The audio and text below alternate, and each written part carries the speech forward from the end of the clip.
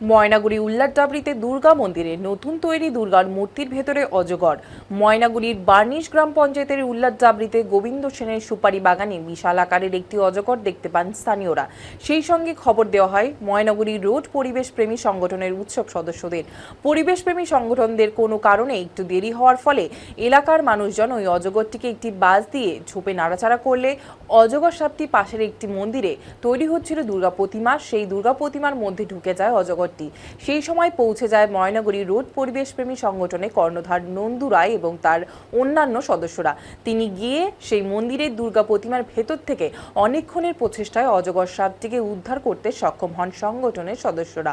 সংগঠনের কর্ণধার নন্দু রায় বলেন, আমরা পৌঁছে দেখি এলাকার একটি দুর্গা মন্দিরে তৈরি হচ্ছিল দুর্গা প্রতিমা, সেখানেই অজগরটি আশ্রয় নেয়। আমরা অজগরটিকে উদ্ধার করে নিরাপদ স্থানে জঙ্গলে ছেড়ে দিয়েছি।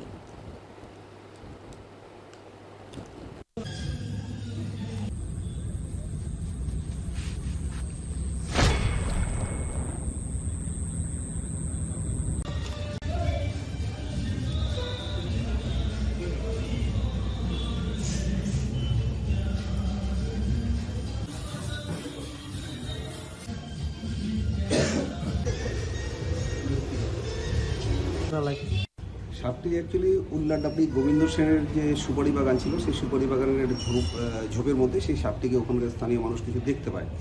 তারপরে আমাদের কাছে খবর আসে, তো আমরা আরেকটা রেস্কিউতে ছিলাম, যার জন্য আমাদের একটু দেরি হয়। তো ততক্ষণে ওরা কী করে একটা বাঁশ দিয়ে লাঠি দিয়ে সেই সাপটিকে ওই জঙ্গল থেকে ঝোপ থেকে বের করে পাশে একটা দুর্গমণ্ডপ ছিল সেখানে নিয়ে আসে।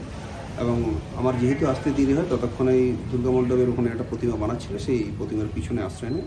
সেখান থেকে সাপটিকে রেস্কিউ করে এবং এই সাপটিকে আমরা নিরাপদ জায়গায় ছেড়ে দিই।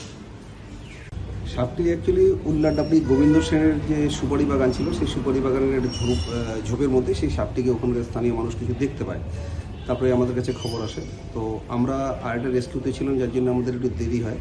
তো ততক্ষণে ওরা কী করে একটা বাঁশ দিয়ে লাঠি দিয়ে সেই সাপটিকে ওই জঙ্গল থেকে ঝোপ থেকে বের করে পাশে একটা দুর্গমণ্ডপ ছিল সেখানে নিয়ে আসে। এবং আমার যেহেতু আসতে দেরি হয়, ততক্ষণে এই দুর্গমণ্ডপের ওখানে একটা প্রতিমা বানাচ্ছিল, সেই প্রতিমার পিছনে আশ্রয় নেয়। সেখান থেকে সাপটিকে রেস্কিউ করে এবং এই সাপটিকে আমরা নিরাপদ জায়গায় ছেড়ে দিই। সাপটি অ্যাকচুয়ালি উল্লারডাবরি গোবিন্দ সেনের যে সুপারি বাগান ছিল, সেই সুপারি বাগানের একটা ঝোপের মধ্যে সেই সাপটিকে ওখানকার স্থানীয় মানুষ কিছু দেখতে পায়। তারপরে